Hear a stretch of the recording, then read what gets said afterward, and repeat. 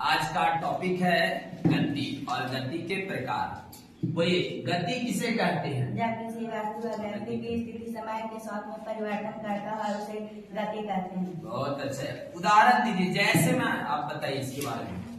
जैसे में चलता हुआ बालक, हाँ, दौड़ता हुआ बालक। और बोलिए, दौड़ता हुआ बालक, चलती हुई हवाई जहाज। चलिए, चलती हुई हवाई जहाज। बहुत अच्छा।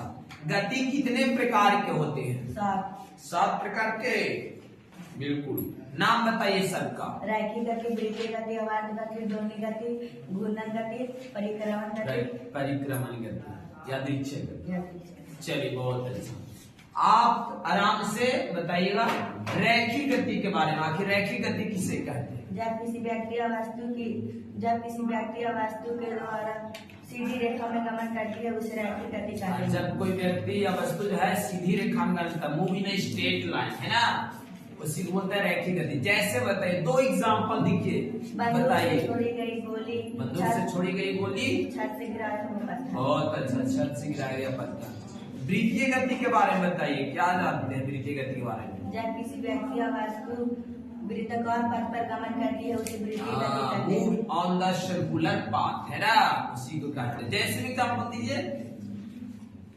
जैसे में वृत्तीय गति का कि कौन कौन आप हम लोग आस पास में देखते हैं जो वस्तुएं वृत्तीय गति में आपको मोशन करते हुए दिखाई देता है।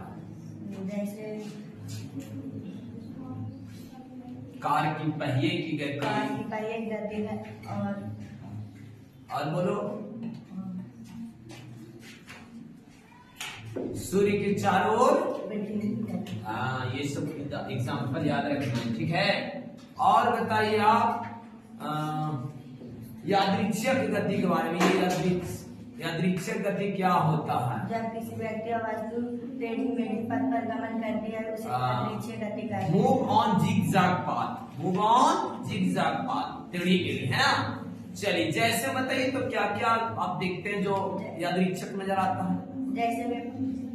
जैसे फुटबॉल की गति। हाँ, मैदान में फुटबॉल की गति। बहुत अच्छा। क्लासरूम में माखी की गति। हाँ, हमारे क्लासरूम में मॉस्किटो का मोशन जो है आपका यादृच्छिक रैंडमली मोशन कहलाएगा। चलिए, एक जोरदार क्लैपिंग